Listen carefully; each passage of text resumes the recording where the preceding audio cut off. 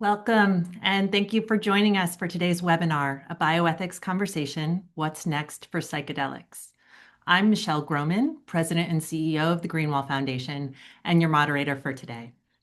I am really excited for this conversation. Psychedelic medicine is at a pivotal moment, capturing the attention of the public, practitioners, and policymakers alike.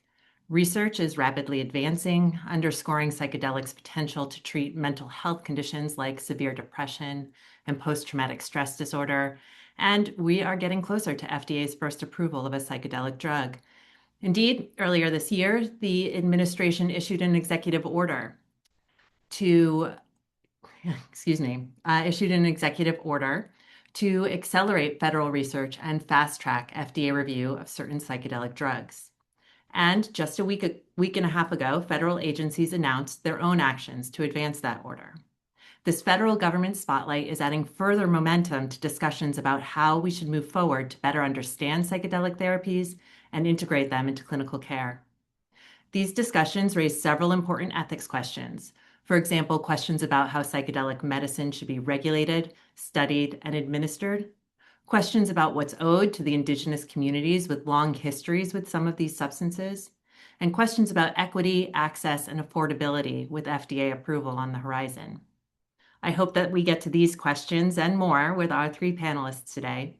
Together, they will help us explore both the promise and challenges of this rapidly evolving field through a bioethics lens.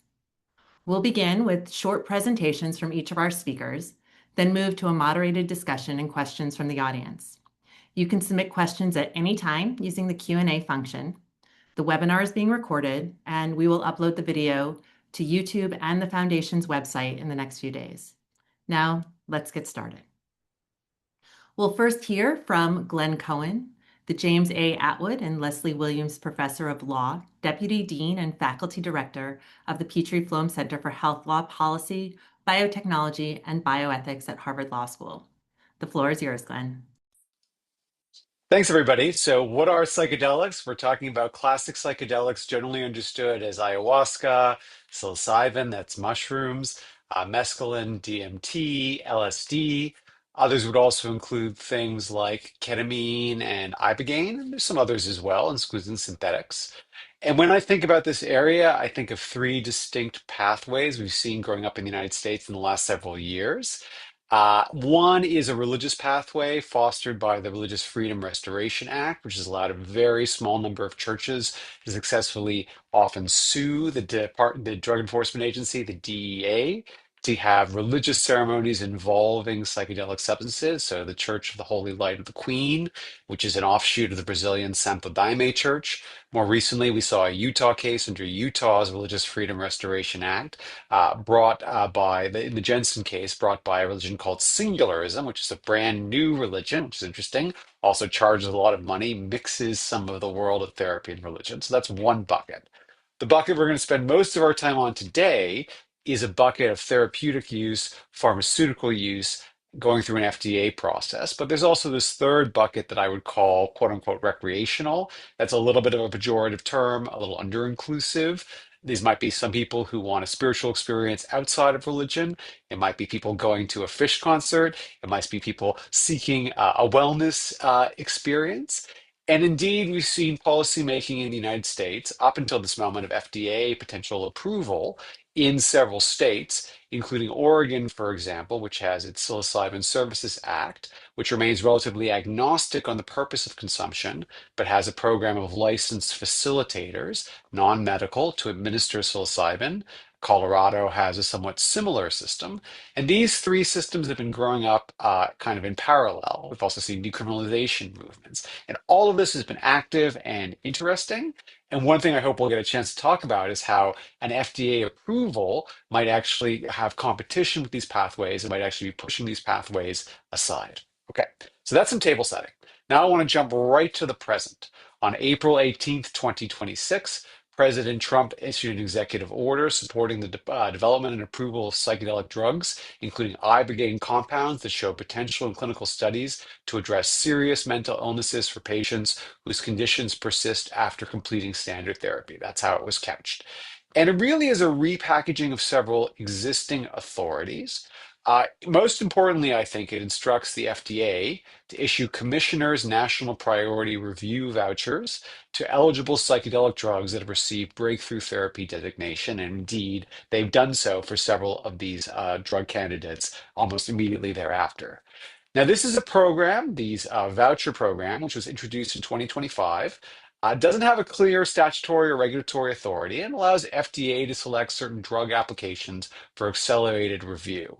The eligibility criteria, and this is me giving you my take, are a bit vague and discretionary, but it's supposed to be for priorities like large unmet medical needs, fundamentally changing disease management, and the sponsors granted a voucher are promised enhanced pre-submission engagement and a rapid review by FDA. That's typically a 1 to 2 month timeline compared to the usual 6 to 10 months under FDA's typical deadlines.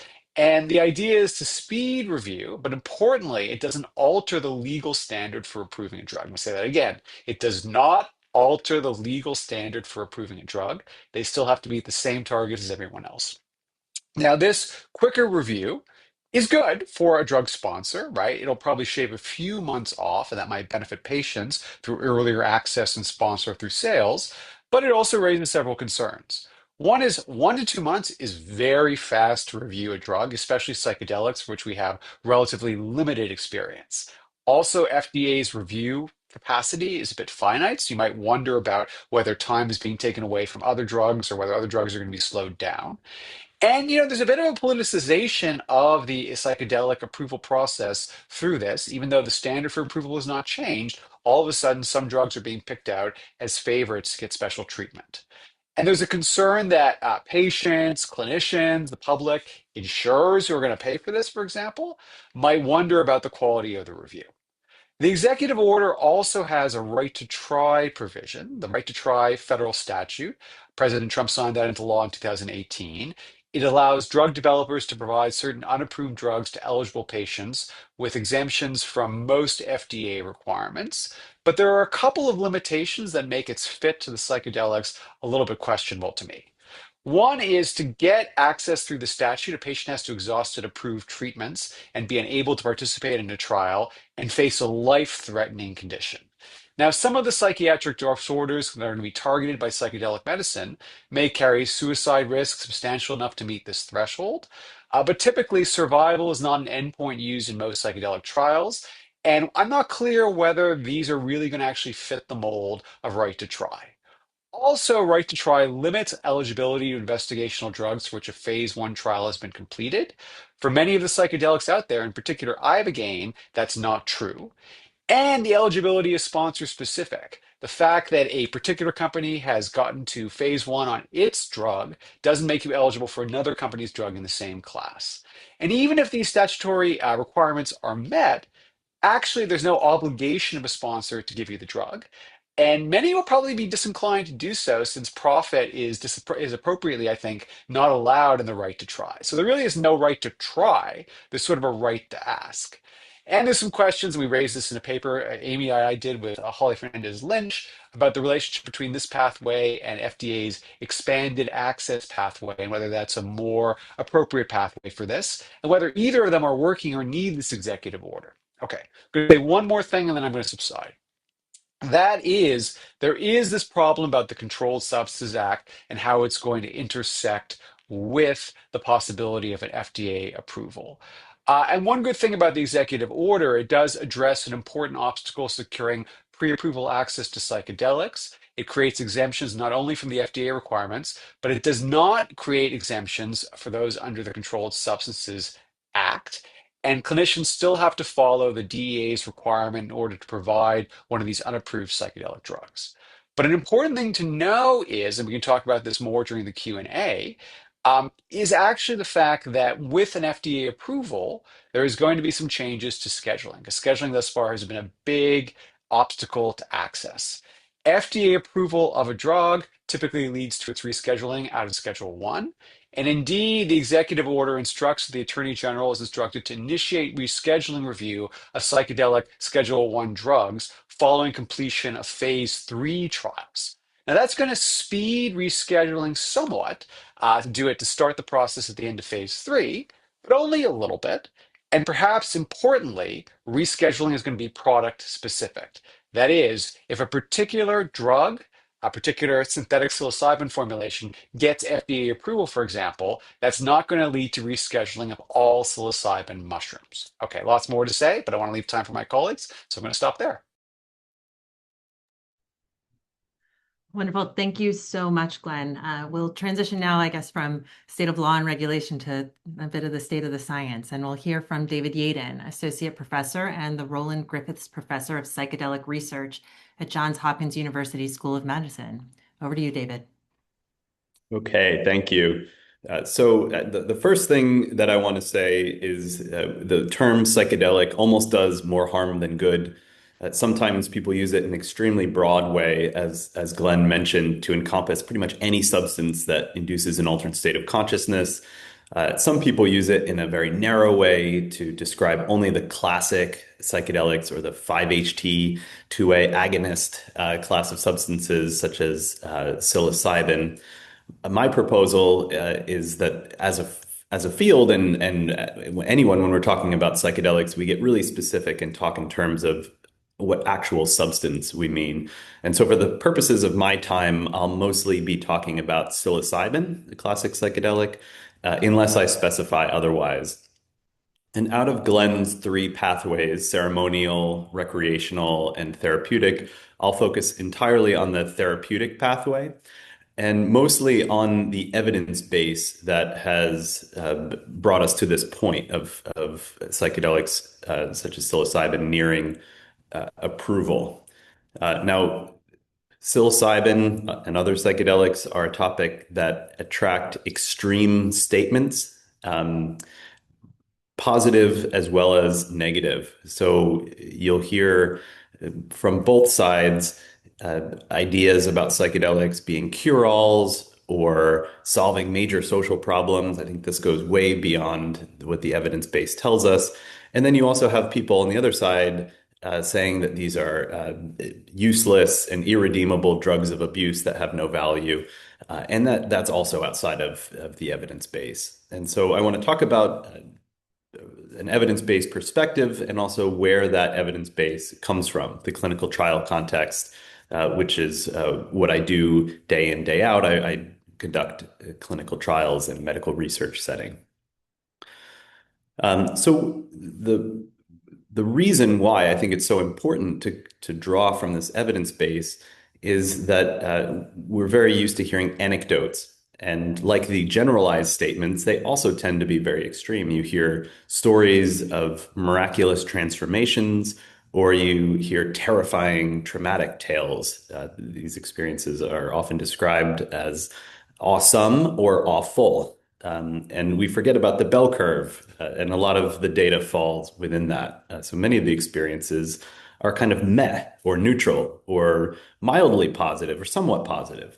And with clinical trial data, we start to actually quantify those benefits as well as the risks. Early clinical trials, and I'm talking about in the resurgence since the year 2006 or so of this psychedelic research, showed enormous effect sizes, showing massive benefits from psychedelics like psilocybin. As the trials have gotten larger and as the active control conditions have gotten better, those effect sizes have gone down dramatically. And so I think we are now at a place where the biggest, best studies are showing that psychedelics like psilocybin are having benefits that are broadly in line with existing evidence-based treatments. However, with a quite different side effect profile that is very interesting to consider. So when we think about existing treatments for mental health conditions like mood and substance use disorders, like with mood disorders, we talk about SSRIs. These are taking a pill once daily, and they have side effects such as issues, sexual side effects, sleep side effects, emotional side effects, weight gain, things like this, and also a fair amount of efficacy. With psychedelics, you see something very different. You see this day-long, very intense psychological experience with persisting effects. And sometimes those persisting effects are quite positive. They're also real risks, even in the very controlled medical setting in which we operate, including anxiety, feelings of dissociation, and other kinds of stressful aspects. So you can imagine patients and providers having an informed conversation about psychedelics as a potential treatment option, bearing in mind this pattern of how they work over time and their side effect profile and what effects to expect in terms of benefits.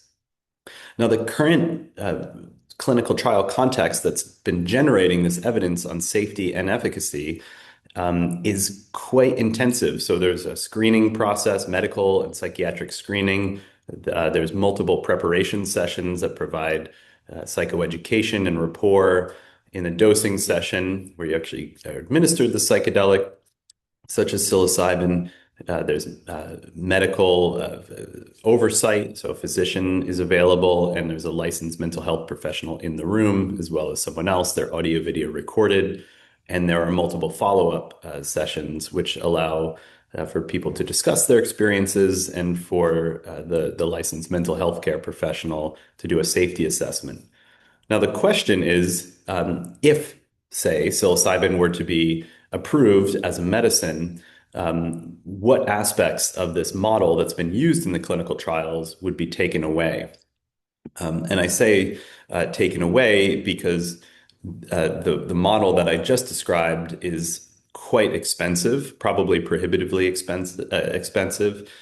And so some aspects of it will likely need to be reduced. And so there will become this trade-off of access and safety.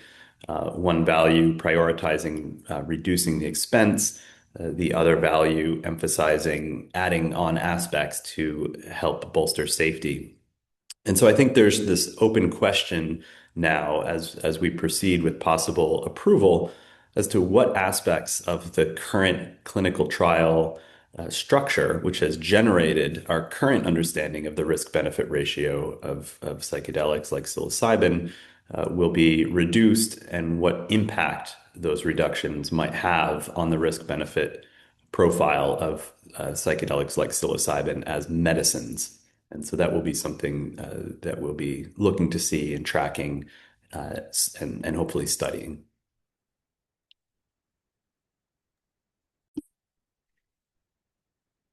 Great. Thank you so much, David.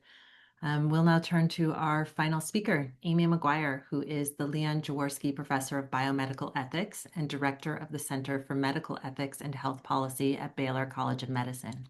It's all yours, Amy. Thank you, Michelle, and thank you, Glenn and David, for covering so much information in such a short time. So Glenn gave a really great overview of the legal landscape, and I think David gave us a great update on the scientific evidence. And now I'm going to focus on some of the ethical issues that I think we should be thinking about in this space. So as we anticipate and start to plan for the eventual clinical implementation and adoption of psychedelic medicines, I think there are many ethical issues that need to be addressed. And I would argue that ethics really needs to be baked into everything that we do in this space. And I'll give you some examples and then we can talk more about it. But as you've heard, there's been a lot of energy around psychedelics and psychedelic medicine from this administration and within the popular press. And there's a lot of pressure to move fast from politicians, from the commercial sector, and most importantly, I think, from patients who have suffered for a really long time without adequate treatment options. And I'm very, very supportive of moving quickly. But if we go too fast without paying attention to the ethics, then I think we risk doing more harm than good. So that's why several years ago, we started at Baylor College of Medicine a research program on the ethical legal implications of psychedelics in society. It's called the Ellipsis program. And through that program, we study the ethical, legal, and social implications of psychedelics. So I'll talk a little bit about some of the work that we've done through that program, which I think gets at some of these ethical issues. As I mentioned, I think there's a lot of ethical issues for us to consider, some of which we can anticipate now, and others of which will only become visible as these therapies move from what have been these very highly controlled research settings that David was talking about into real world clinical care. So what I want to do is just highlight some of the issues, and then we can dig deeper in the Q&A. So we, like many others, have been thinking a lot about anticipated FDA review and potential approval of the first psychedelic medicine and what some of the healthcare system challenges might be when we think about clinical implementation. And really, I think that the people who are probably best suited to anticipate the challenges to clinical implementation are those who have been administering these supplements, these substances already in a regulated setting. So people like David and his colleagues who have been doing the clinical trials. So in one of the studies that we conducted, we identified 25 major psychedelic research programs in the United States, and we interviewed investigators from 21 of them to find out what they thought some of the biggest ethical challenges would be to clinical implementation. And they really highlighted three things, some of which we've touched on already. The first has to do with both the hype and stigma surrounding these substances. So psychedelic medicine exists in really kind of a uniquely polarized cultural landscape.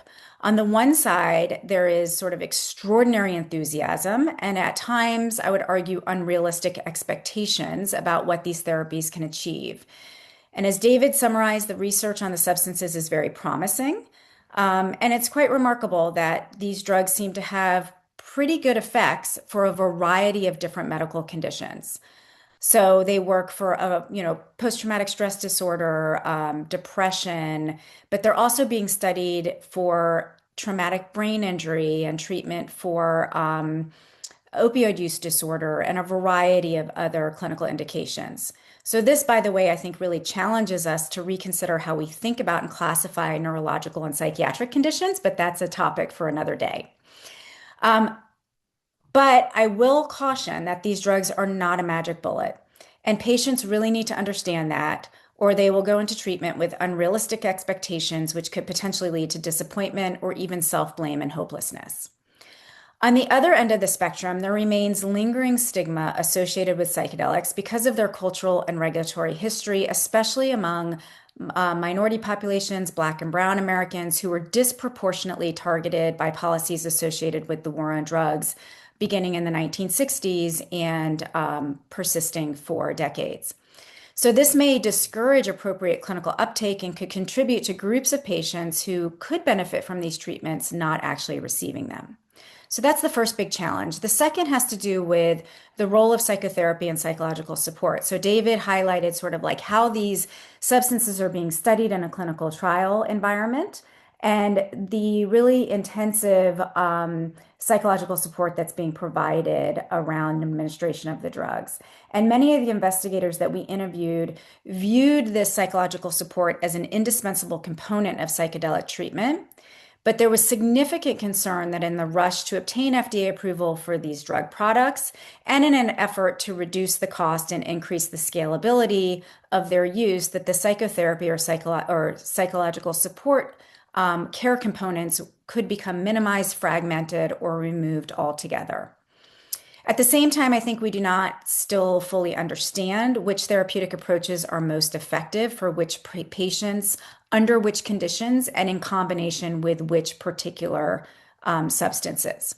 And as David mentioned, all the substances are different, and we're talking about them as a class of substances, calling them psychedelics, but it's really important to nuance out what substances we're talking about as they all have very different effects.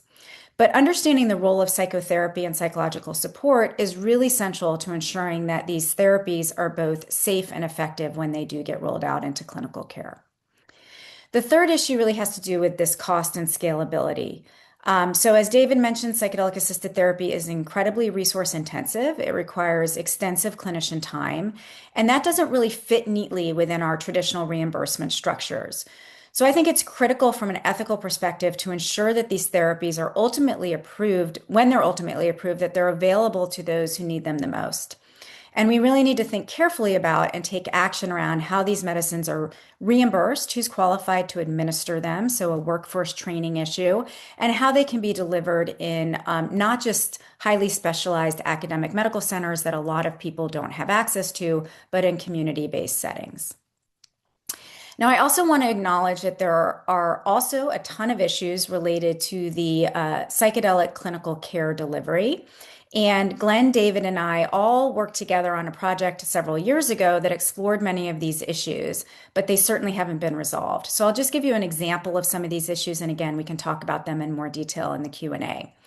So during a psychedelic experience, patients may experience profound emotional shifts, altered perceptions of self, spiritual or existential experiences. They could also experience intense fear, psychological distress, or changes that are difficult to fully anticipate or describe beforehand. So that raises the question, what implications does that have for obtaining informed consent to treatment ahead of time? Also, do providers have to have personal experience with psychedelics to experience what it's like to be in an altered state, or to have the sort of kind of mystical or existential experience that psychedelics can induce in order to competently treat their patients?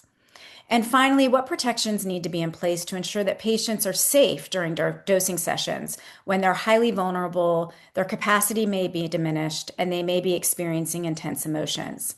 So there have been some very highly publicized cases of professional boundary violations and sexual abuse in these settings, and this has fueled debate about whether physical touch is ever acceptable, and on the flip side, whether it's an important part of the therapeutic process.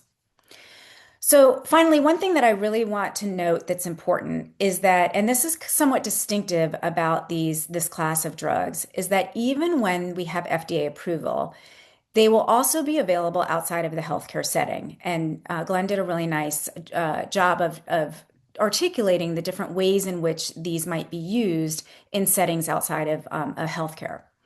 So, for example, we have underground use of psychedelics for recreational or personal purposes that has been going on for a very long time, and it certainly did not end with the passage of the Controlled Substances Act of 1970.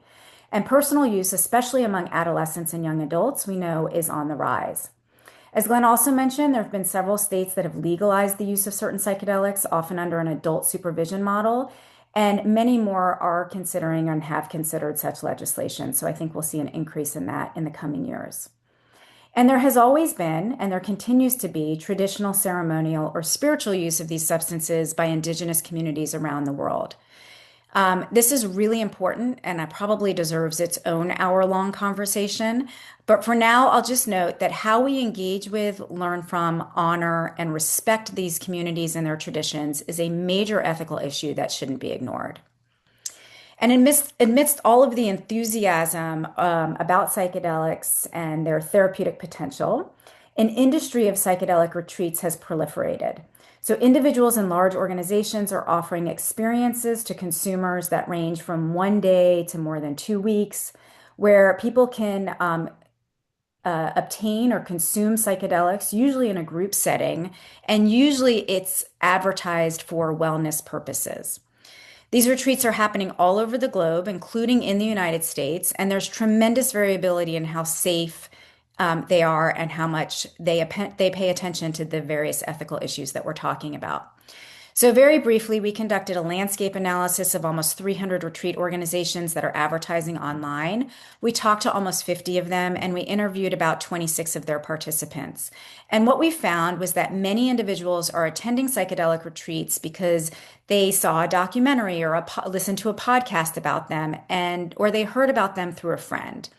So some are attending retreats because they're curious or because they want to experience the sense of connection or mysticism that they've heard about can occur when you take a psychedelic. But some are also attending to self-treat serious medical conditions, including psychiatric conditions. The retreats we spoke with typically screen individuals for pre-existing medical conditions, but there's a lot of variability in terms of whether they allow individuals with psychiatric or even cardiovascular or other health conditions to participate. And also, most retreats recommend or require that participants discontinue taking their prescribed psychiatric medications like SSRIs for a period of time before attending the retreat. But again, there's a huge amount of variability in what this looks like. And there's a lot of risk in consumers who are going on these retreats getting off of their prescribed medications without appropriate medical supervision. So, all of this to say, the ethical issues associated with psychedelic medicine really extend beyond the confines of the clinic and the medical system. And they really challenge how we think about what the practice of medicine is, what legitimacy is in this context, how we think about authority, and really the very nature of illness and healing.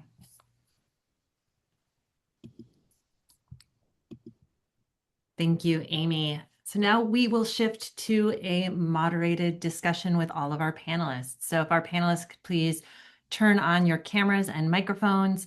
And to our audience, if you haven't already, please feel free to submit questions using Zoom's Q&A function. I'll pose as many to the group as time allows.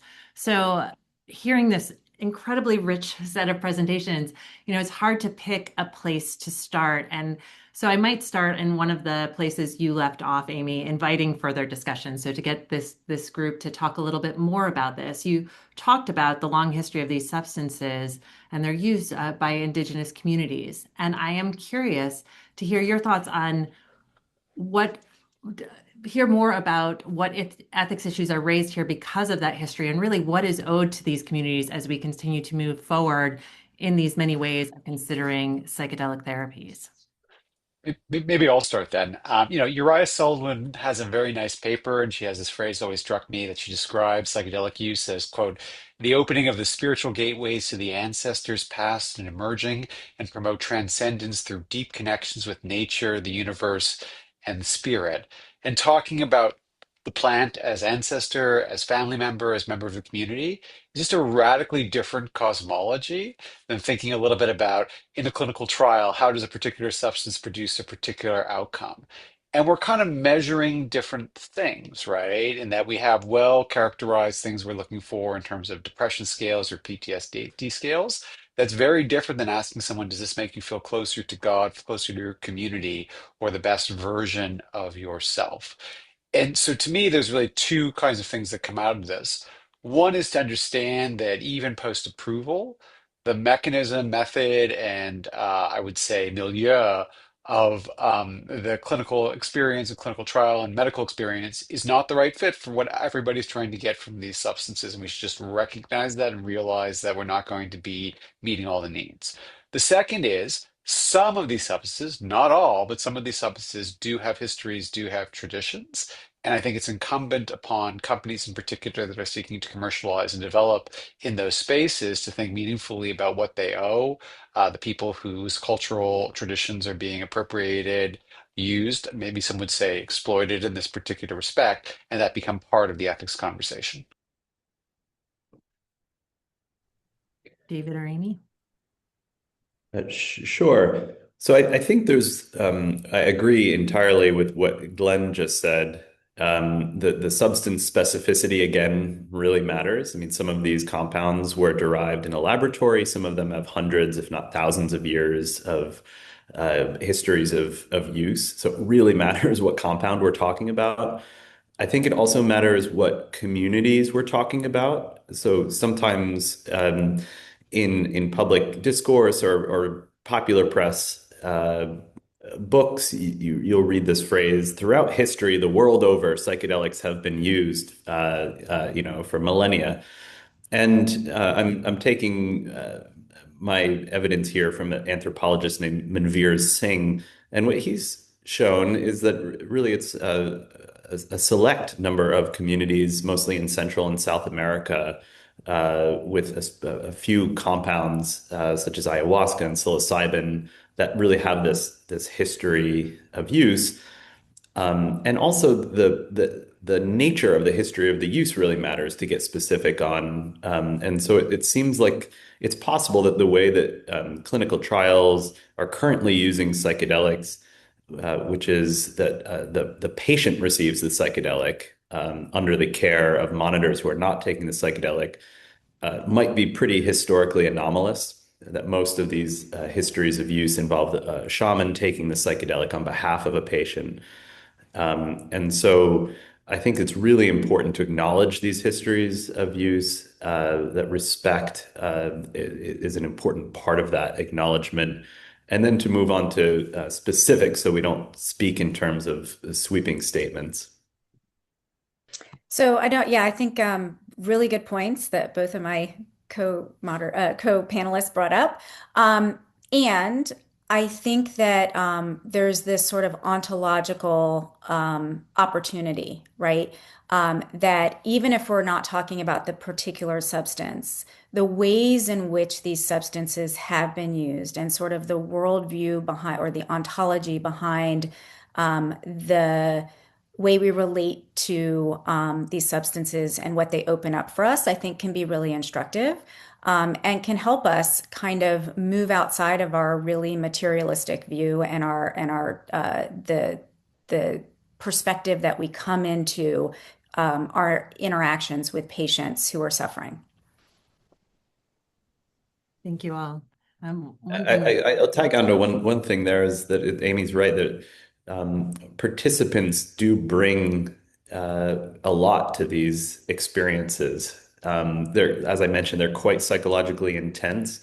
We often compare them to something can be almost intense as childbirth type experiences, and so patients bring all kinds of metaphysical beliefs or ontological views into that environment. And that's absolutely the case here and a really important ethical domain to inquire into.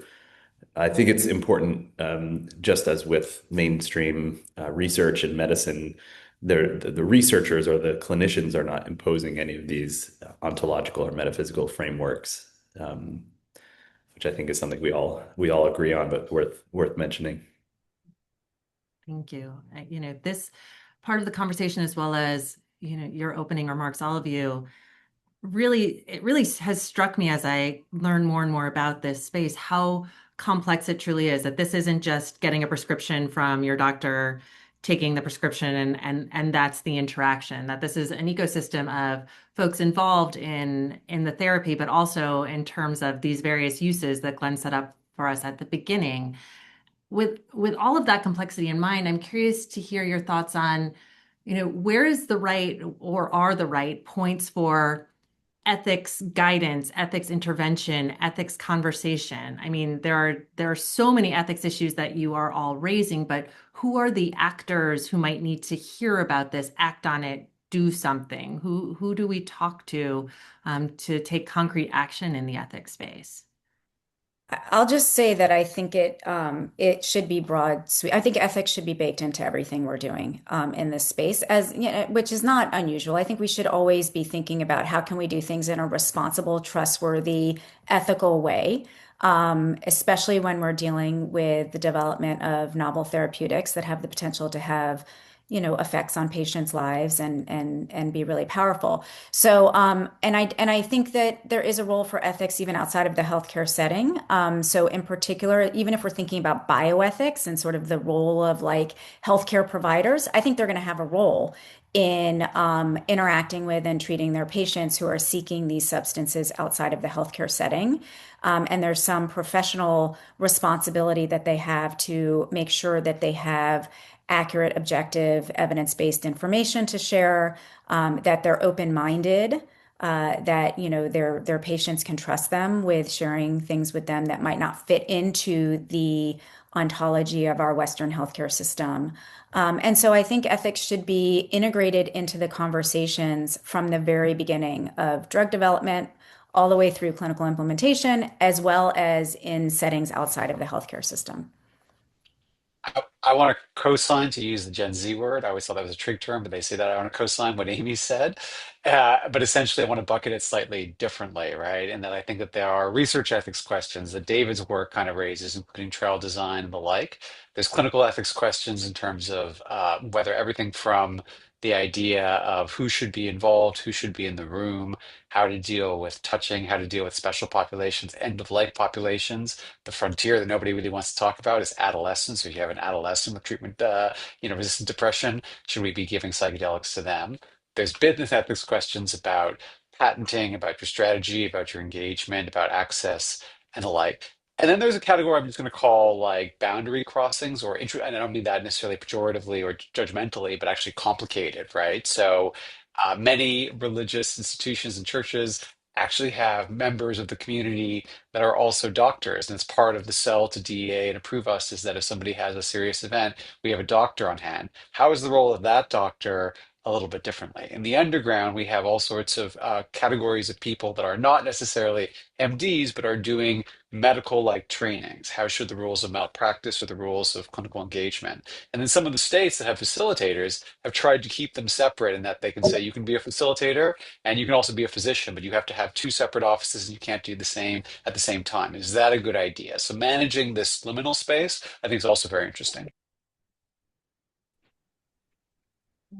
Anything to add, David? Can be no. Uh, well, there's so much. I mean, yeah, I agree. I agree with Amy and Glenn that to your point about what aspects should bioethics and ethics pertain to, all of it. It should be baked in to all of it. And there are a lot of really, I don't think unprecedented questions with psychedelics, but I think distinctive and particularly interesting and quite urgent. So this is an important area to be delving into right now. Thank you. And to again, one more moderator's prerogative, then I will turn to the audience questions. Something else that I am quite struck by in this area are, and I guess we've touched on it a little bit, but not too much yet, are the sometimes really surprising political allies we have when it comes to psychedelic use and regulation. And I'm curious if you might be willing to talk a little bit more about that. And I'm also curious if there are lessons that we might draw from this kind of case study of surprising allies when we're operating in such a polarized environment at the moment. Oh boy. Okay. So maybe I'll just go real quick. I'll tell you the kinds of people who you see sitting around the room. So David, Amy and I'm privileged to often sit with them at meetings, so I learn a huge amount from them. Let me tell you the other people who are in the room typically. We have shamans.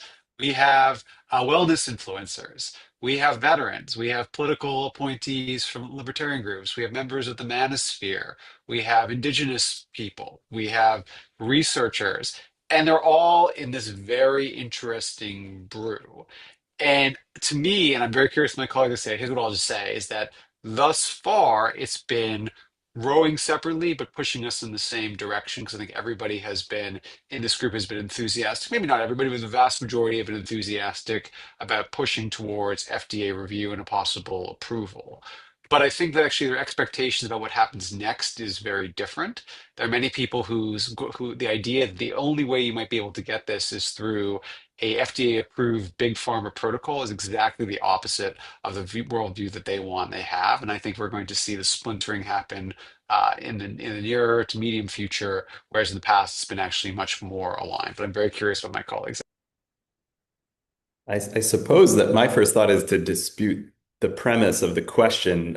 I don't necessarily think, speaking for myself personally, I don't know that I think in terms of allies, and I don't see my role as aiming for FDA approval of any of these particular substances.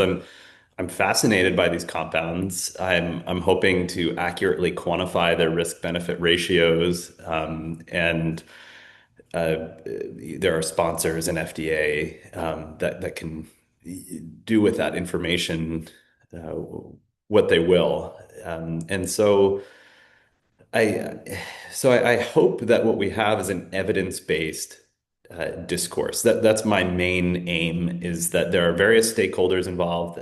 As Glenn said, a lot of them come from very different backgrounds. They want very different things. Sometimes they share aspects of their worldview. Sometimes they have totally different worldviews. They have different visions of what psychedelics might do and how they might fit into our society. And we live in a pluralistic democracy, and so I don't feel as if I'm allying or rowing in a particular direction, I feel like I'm trying to make sure that there is scientific evidence that everyone has access to as like a public utility, that they can bring to bear in their arguments, whatever they might be. Yeah, so I'll just pipe in to say that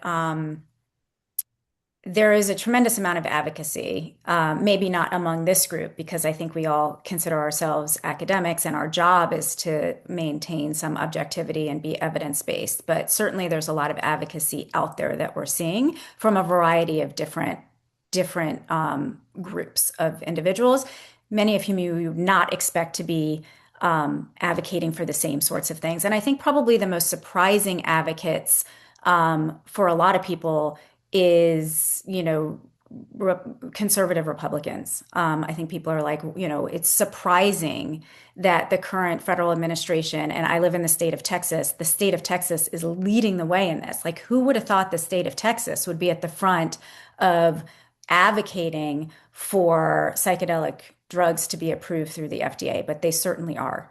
And why is that? I think part of that has been very strategic on the part of some of the early drug developers to really target the treatment group, one of the first treatment groups to be among veterans who are suffering from post-traumatic stress disorder and suicidality. It's a major, major problem in our country. And it generally really garners support from both sides of the aisle. Like, no, most people are very supportive of helping our veterans get better when they are ill, and it is a big problem. So that's been a very strategic move that has been very successful in getting bipartisan support for some of the policies that Glenn was talking about in terms of moving the field forward. I agree with that, and I just wanted to tag on. We have found surprising bipartisan support in for psychedelic research and potential medicine. So that's just interesting descriptive data that this has been such. There are a few topics that have bipartisan support these days. Thank you. All right. There's so much more I can ask, but there are many, many questions from our audience. So let me get to some of those. So first, I guess maybe while transitioning to questions of commercialization and big pharma, what are the pros and cons of big pharma getting into the psychedelic drug market? For example, Eli Lilly's purchase of Atai-Beckley or Johnson & Johnson's Spravato.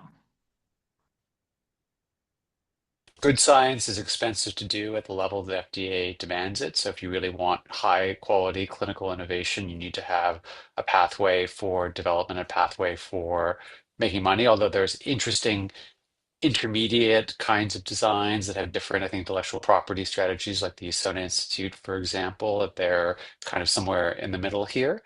But I will say that if you are investing a lot of money to develop exclusivity on a drug and make a lot of money on that drug on the back end, that commits you to certain kinds of access rules, reimbursement pursuit, and the like. That's different if your goal was, for example, in the early days of MAPS, the idea of having widespread access to many people, possibly outside of an FDA-approved clinical kind of setting. So to me, as the money moves in this direction, I think the pressure to commercialize and to commercialize in a more exclusive FDA pathway increases. But that's just my take. Agreed with Glenn's point that this research takes a lot of money. Something that a lot of people don't understand is just how expensive clinical trials are. We've been waiting 15 years for federal funding to invest in this research. It still hasn't happened. I'm one of the very few in the field who has an NIH grant to study psychedelics. There's some indication that may happen in the future. But in the meantime, it's been philanthropic support or industry that has supported these studies. A lot of the philanthropy is not right-sized to do a really big clinical trial to get a really well quantified risk-benefit profile. The industry studies have been quite large and quite rigorous, but there is an obvious conflict of interest there, which is apparent to everyone. And so ideally, you have industry running these studies complemented by federally funded academic institutions doing these very large studies.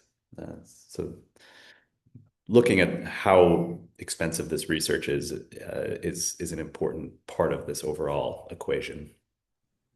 Yeah, I guess the only thing I would add is, I think it's a really complicated conversation to have because on the one hand, as the Eli Lillys get involved in this space, it brings legitimacy to it. But they're not getting involved out of the goodness of their heart. They're getting involved because they see a business opportunity here. And I think that raises, lots of questions about sort of downstream affordability of these treatments and how they're going to be marketed in a way and used in a way to make money, because there is a world in which these are used in a way that is not extremely profitable. So we have to think through those issues. Next question. What ethical issues do you foresee as psychedelic therapies move into safety net settings or lower resource populations?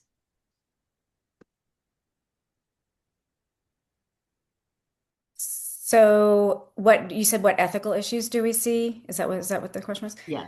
I think I think moving into those settings, I think is going to be essential for being able to reach individuals who could benefit medically from these treatments, assuming that they get FDA approval and they're shown to be effective in certain patient populations. So I do think that we need to be doing that. I think the ethical issues are really, they're not distinct in those settings, but I think issues around stigma are going to be really prominent. As I mentioned in my opening remarks, I think that the level of stigma around these substances still persists in certain communities that may impact clinical uptake. It may impact sort of the ways in which these substances roll out or these medicines roll out in those settings. Yeah, just to pick up on one thread of Amy's comments, which I agree with.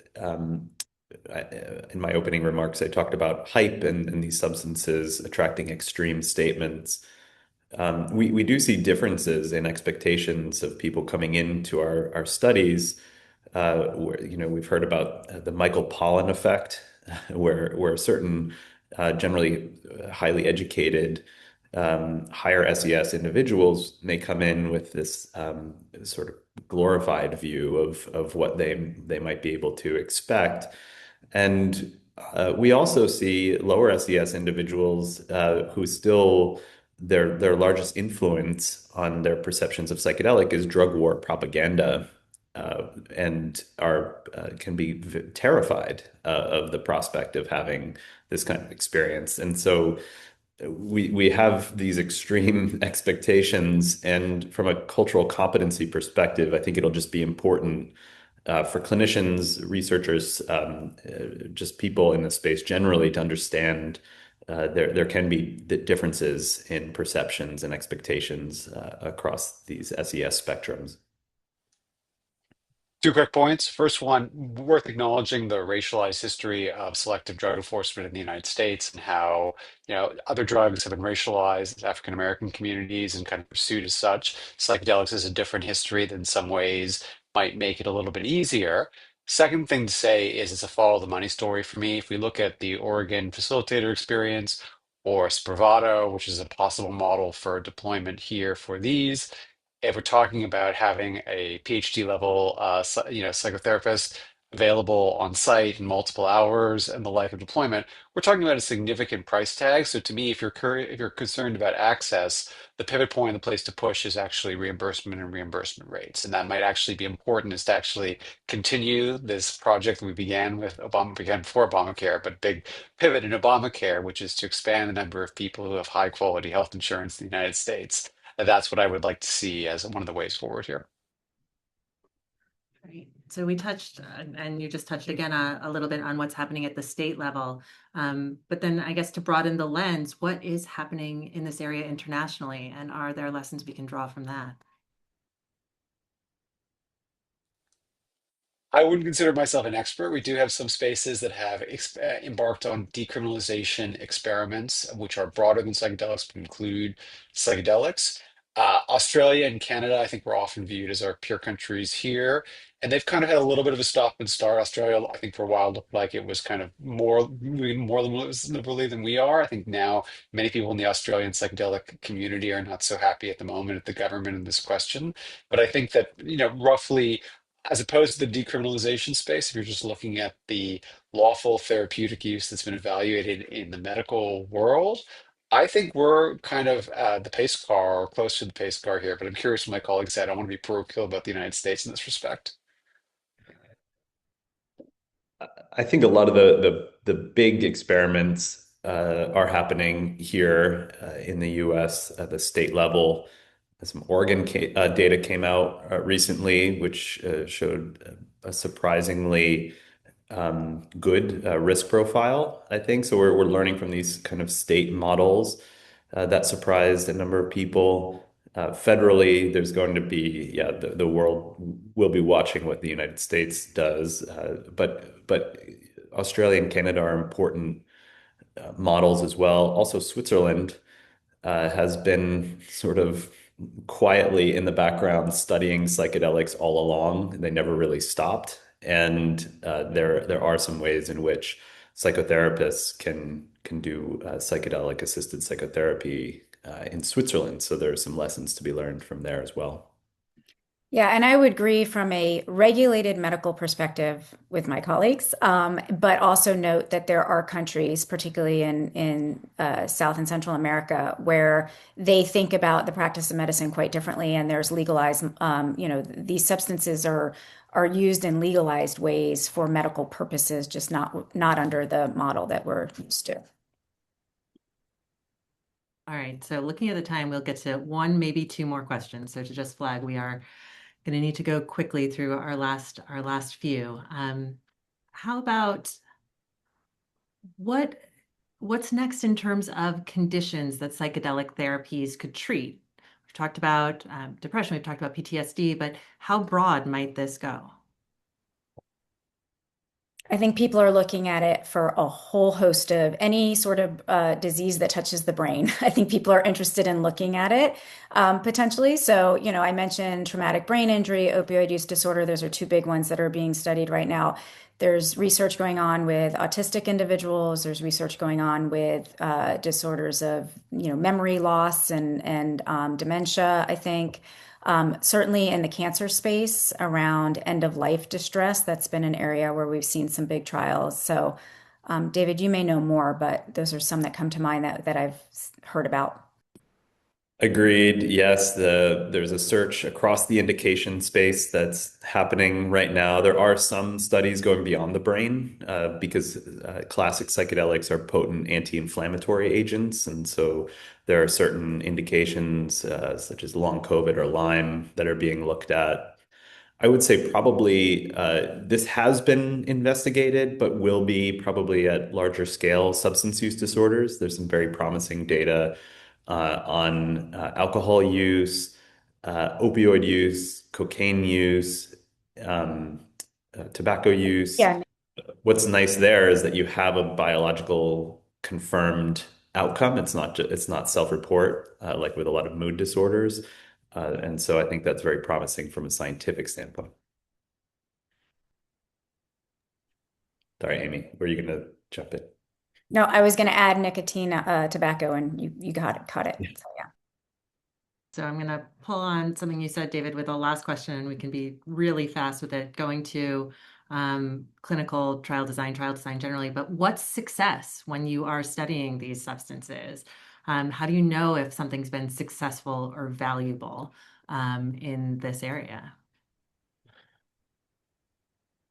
I'm going to quote David Well, Yaden before he says it, which is to say, one of the things go. he said, I've heard him say before, which I've always been impressed, is the litmus test. If I show you performance as good as SSRIs, but you take it just once out of Prozac and the like, is that, wow, you knocked it off the park, or is that incredibly disappointing results? And I found that a very interesting thing I've heard you say before.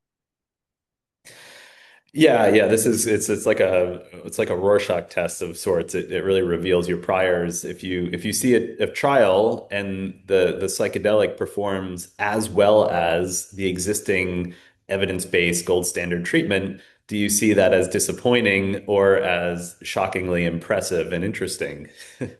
And so to answer your question directly, it's comparing it to the current gold standard evidence-based treatments in terms of benefits as well as risks. Well, thank you. And thank you for fitting in that last question in perfect timing. So we are just at the 1 hour mark. So I want to quickly extend my thanks to Glenn and David and Amy for this excellent conversation that we could take well over the 1 hour mark. And I also want to thank all of you in the audience for your questions and your participation. The recording of today's webinar will be available on the Foundation's website and our YouTube channel soon. And thank you again for joining us, and have a wonderful rest of your day. Thank you.